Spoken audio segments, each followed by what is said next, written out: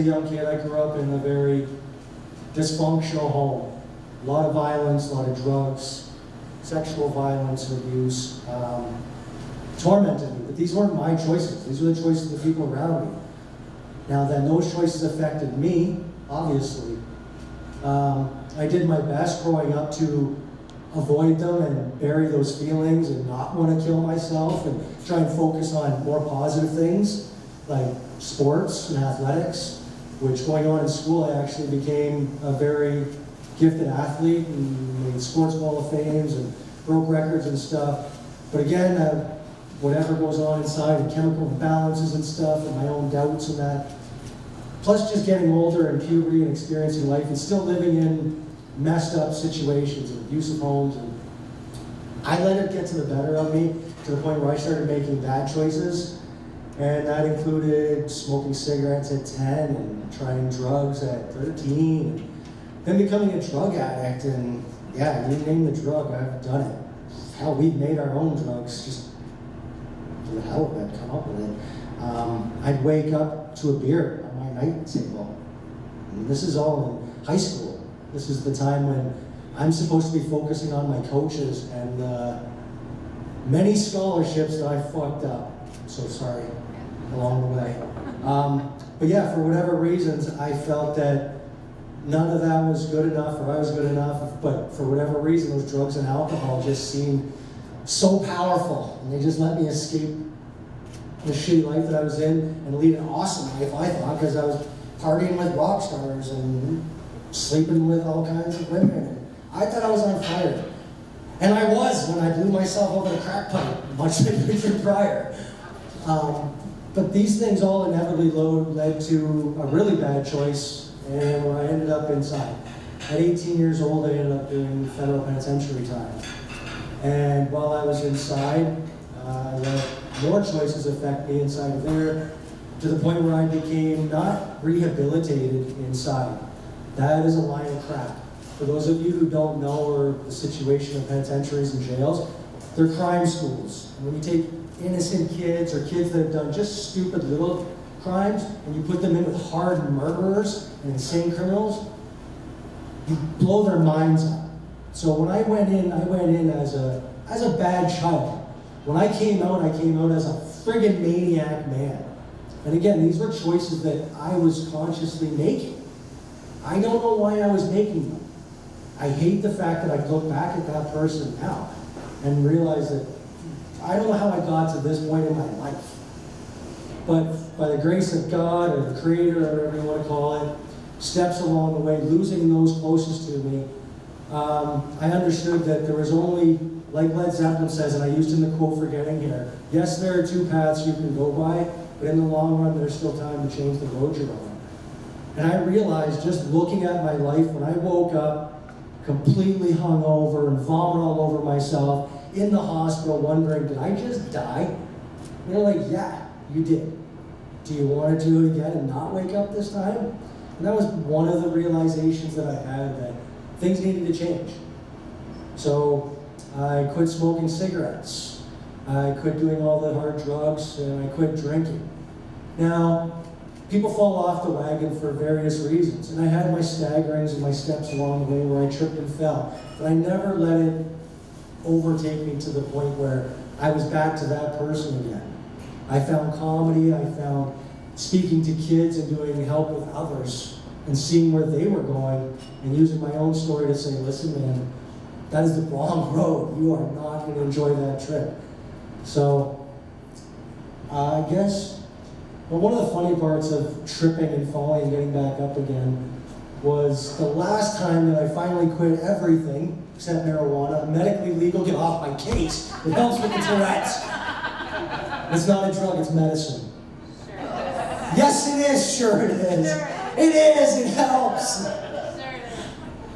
Anyways, I had just broken up with a girl, my girlfriend at the time, and it was actually her kids that finally got inside my head. Many people have said, Mikey, you're so good at training, and you've done it your whole life, and I've trained with professional athletes, from UFC fighters, professional hockey players, all kinds of people, but I never took it serious myself. I just like pushing other people.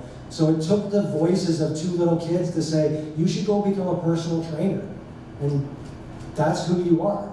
So I was like, you know what, let's do it. But if I'm gonna go become a personal trainer, I think I need to quit smoking cigarettes. For good this time. And weed, at least for a little bit. That's medicine. And but it is medicine. And drinking. And processed sugar.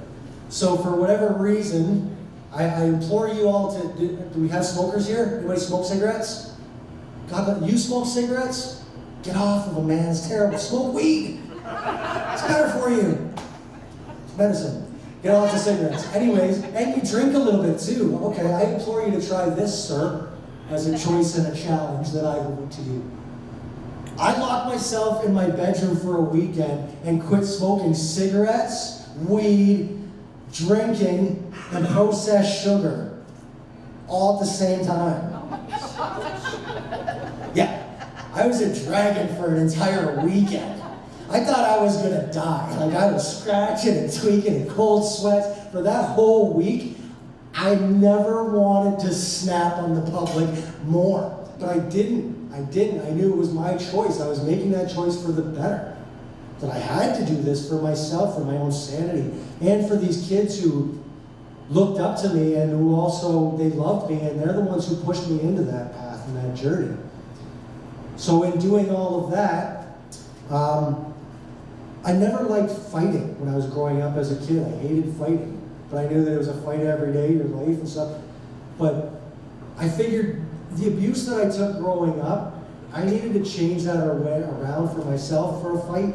So I got into fighting for sick kids and charitable causes and putting myself, I figured if I'm gonna do this and take a beating anyways, I might as well do it for something more than myself. So up to this point now, I've been in 6 different charity bouts for Make-A-Wish and sick kids hospitals and stuff. So instead of being the scared child that was getting beaten on for nothing, for whatever their reasons were, I grew up into a man who said, yeah, I want to get beaten. I want to fight. I want to fight back against all the bullshit in society, all the hatred, the negativity, and against things that people can't help or need help with along the way.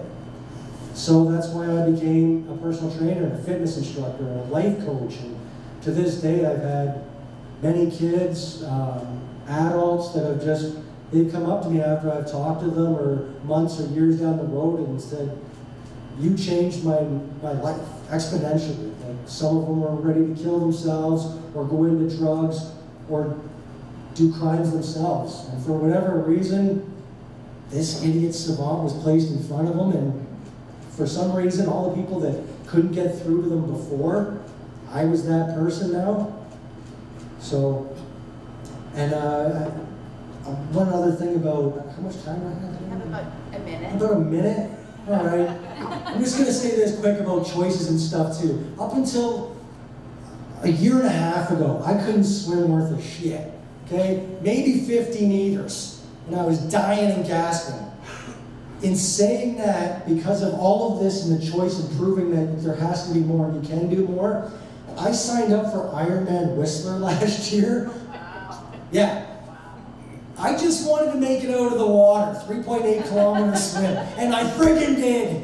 And I trained swimming in the very river where my best friend and brother drowned and died in. And it terrified me every friggin' day to get in that water, put my face under and swim, because I saw his dead, bloated face staring up at me. But it was a choice, and a choice that I knew I had to make myself better. So the thing that with me was choices and stuff, and I could go on and ramble and go here and there and all over the place, because that's my life.